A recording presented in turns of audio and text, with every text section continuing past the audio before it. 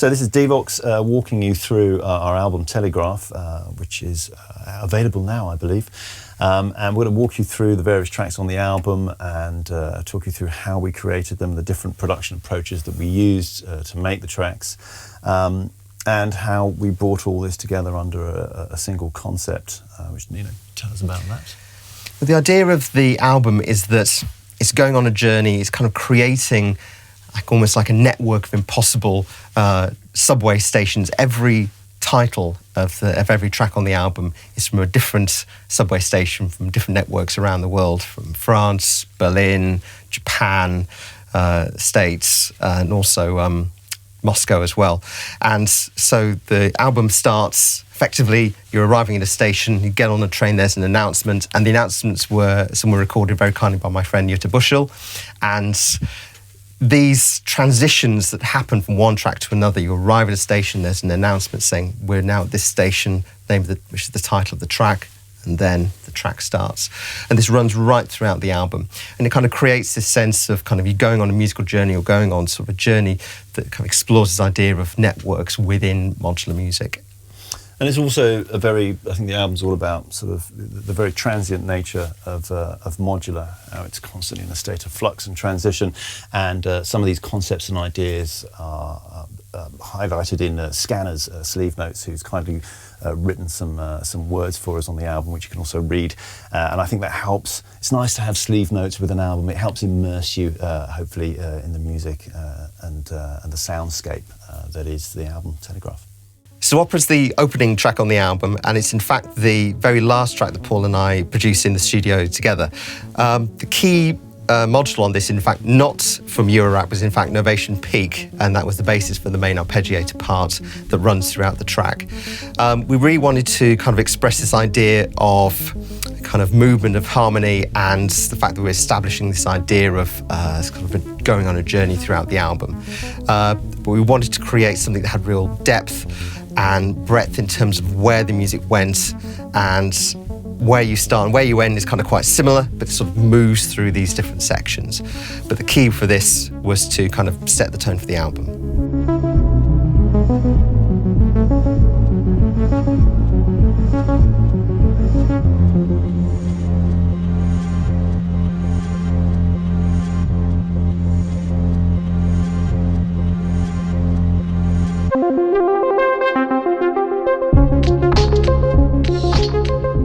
So Carla Nor was in fact the first of a two-part track Carla Soda is on later on in the album.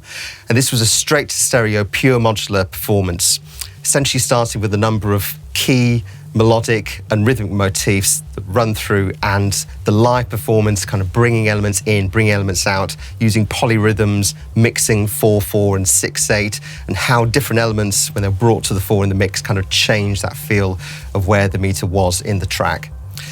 Again, real key elements of this is use of verb and Disting Mark III as a stereo ping-pong delay as well, to create a sense of space and movement in the mix. Relatively simple sounds, but the sense of movement and that real-time mixing was what really made the track work.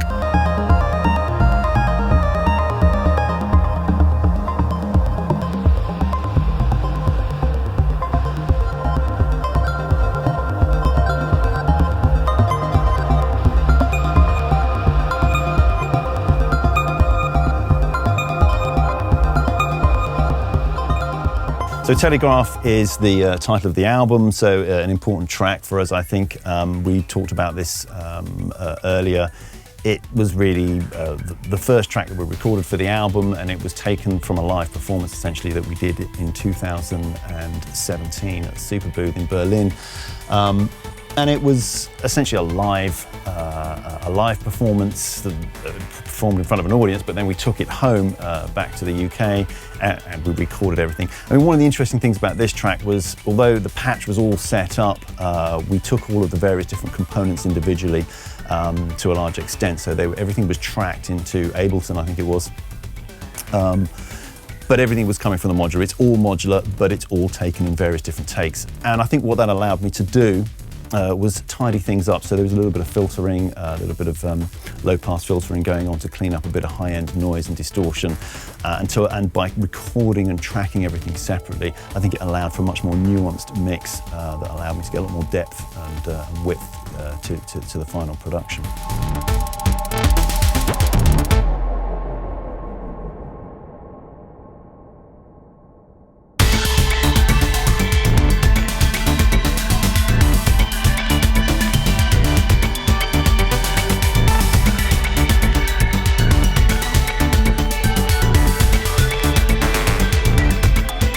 So this is AO2. Interesting track in that it's in 9/8. I don't know if that was the reason, but we struggled to try and find a bass sound that would work for this. So played the bass myself. So that's a Fender Jazz bass on that. And I think that it brings an interesting element to the whole album to have a sort of electroacoustic element in there. I thought was quite fun, but quite simply, it was the only thing that actually worked for the track, and ultimately, that's the thing that takes priority.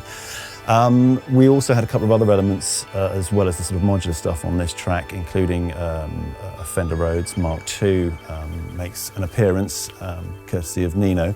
And some other interesting things happened. A lot of the percussive elements that you hear on this are sort of glitchy, sort of very digital, glitchy sort of percussion elements that run all the way through the track that come in quite early on.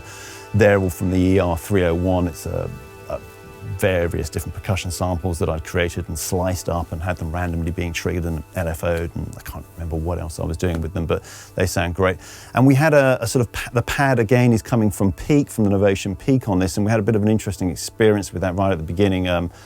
You'll hear what sounds like a sort of glitch, or essentially what I did I realized you get a really good effect from Peak when you pull the MIDI cord out of it. When you pull the USB cable out, you get a MIDI crash, and it made this fantastic sound.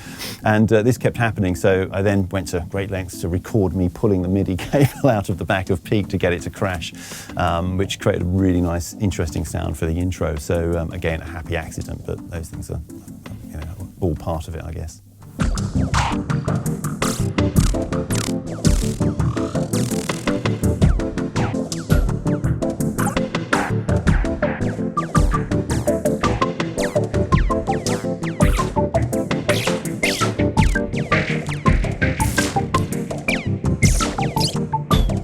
So the next track on the album is Tempelhof, and several interesting elements to this track. First of all, it's another one which uses a polysynth, in this case my Roland JP8080, which I bought back in 1998. And also with Clouds, I uploaded the Camille, I believe it is, firmware, and used the Spectral Clouds setting to kind of create, with the drums at the start and the end, the kicks and snares are going through Clouds, completely wet, with kind of this strange smearing of the sound, and then slowly turning the spectral processing down to create the kick and snare that kind of drives the track forward. And Tempelhof, again, done in quite a non-linear manner.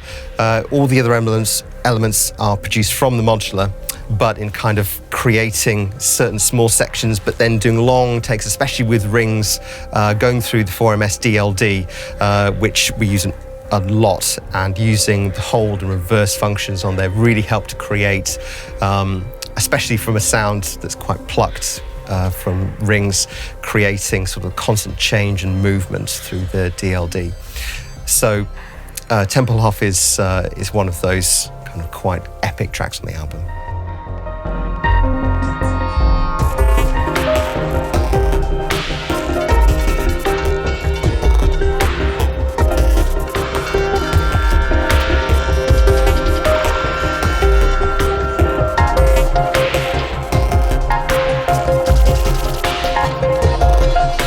The next track on the album is Akala Soda, which is in effect a continuation from Akala Nor, which was the second track on the album. Similar process again. Originally, when we were producing these tracks, we did very long takes, about 5, 6, 7 long takes, and anything up to 20 minutes. But we realized there was so much variation in the music that we created for these tracks that just doing one wasn't really doing it justice. So we decided to create 2 separate tracks. And Akala Soda kind of explores some of the more some of the more kind of expressive elements of the bass compared to Callan Nor, and it's definitely more of a, let's say, strict minimalist kind of workout. So Steve Reich and Terry Riley are definitely inspirations for this particular track.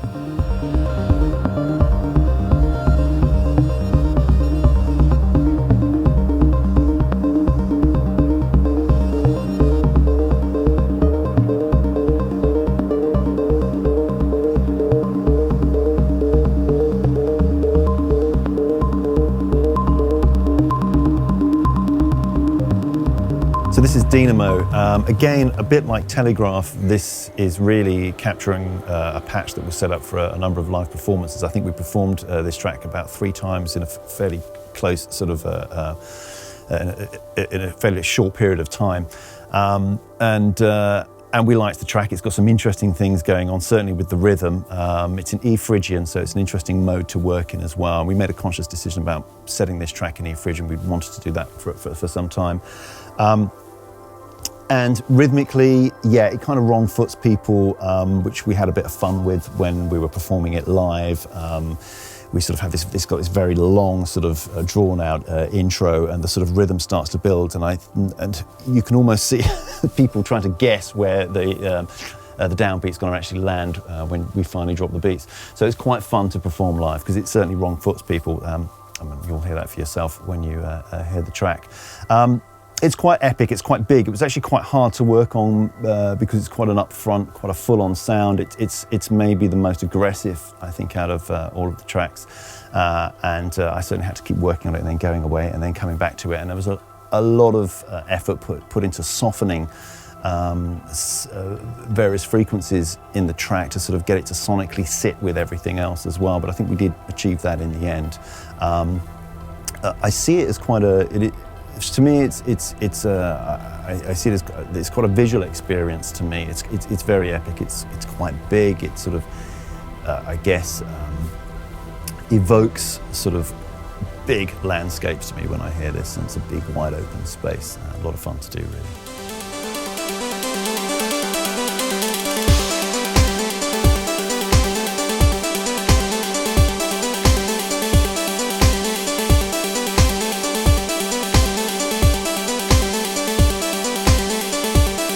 So Scalca is, maybe a good way to describe it is if Stevie Wonder bought a modular, this might be something he would make with it. It's very much kind of a clear, sort of maybe dance orientated track, clear 4 on the floor beat, and also although the antithesis of that is the use of kind of church bells, which comes in at the start and towards the end as well. And bells is always very evocative and creates a feeling of being sort of in a spiritual place. But there was a lot of work done with the Camel firmware on clouds using the beat repeat setting. So the bass and the drums going to the 2 separate inputs on clouds, and then coming out as effectively 2 mono outputs. And then so when the beat repeat was applied, it happened in the same way to the bass and the drums at the same time, which kind of really brought them together.